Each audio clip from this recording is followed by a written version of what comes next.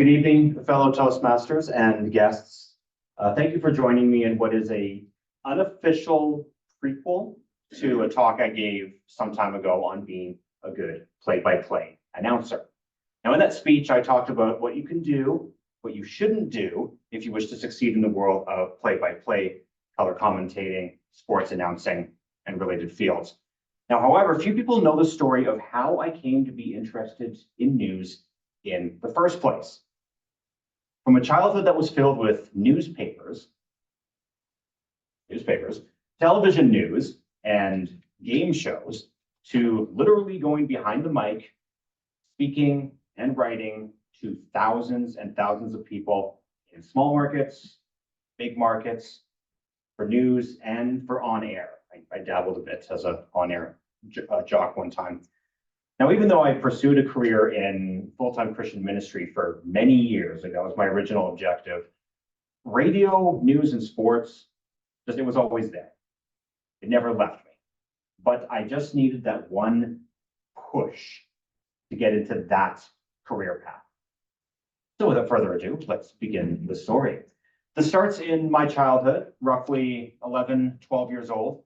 I was fascinated with knowing things that my friends did not. It was cool. And even my parents didn't know some things that I knew, and I thought that was cooler. Whether it was events in Canada or events around the world or what happened in the latest sports game, I would watch election coverage when I was a kid, not knowing what was happening, but I still watched it because there was something fascinating about it. To kind of show you how old I am, I remember when Chrétien first got into power. That's how far back my election coverage kind of goes. I followed events like the Stanley Cup, the World Series, the Grey Cup, the Super Bowl, all those big sporting events every year. And it made me feel kind of giddy, I think is the best word I can use to describe it. It wasn't just what happened in one sentence. When I would describe it to people, it's not just like, did you see that game? So-and-so scored. It was so cool.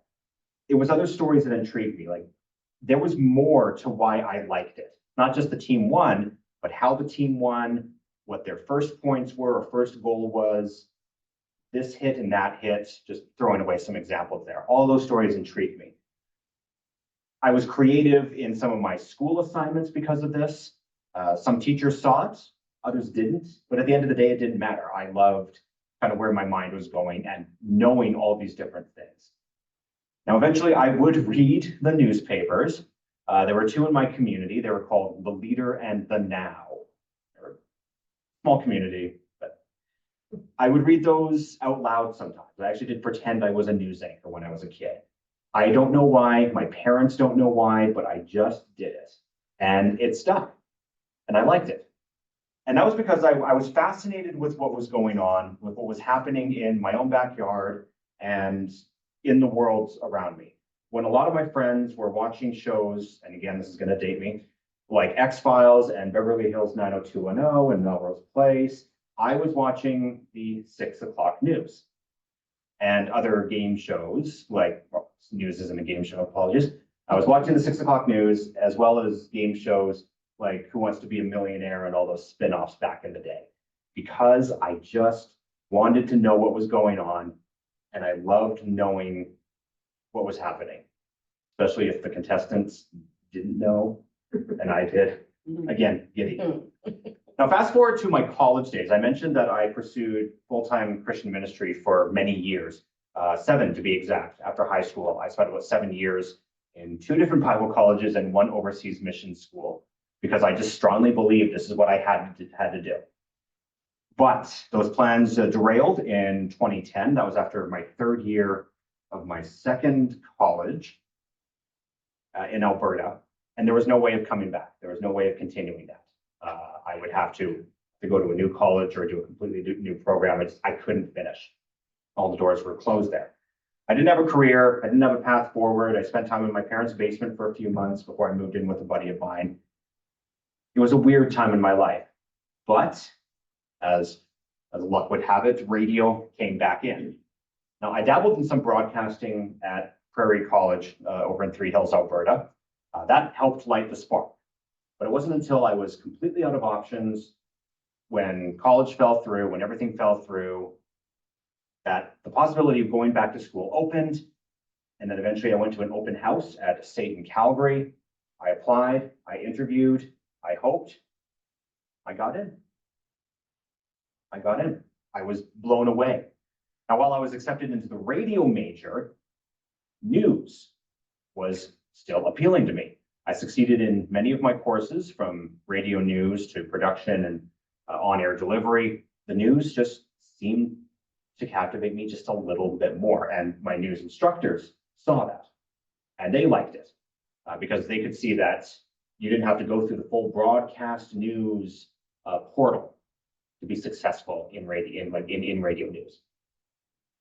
And I really liked that. So when I finished my program, I actually finished my program early because the place where I did my practicum, they liked me and said, "We want you." Right from there.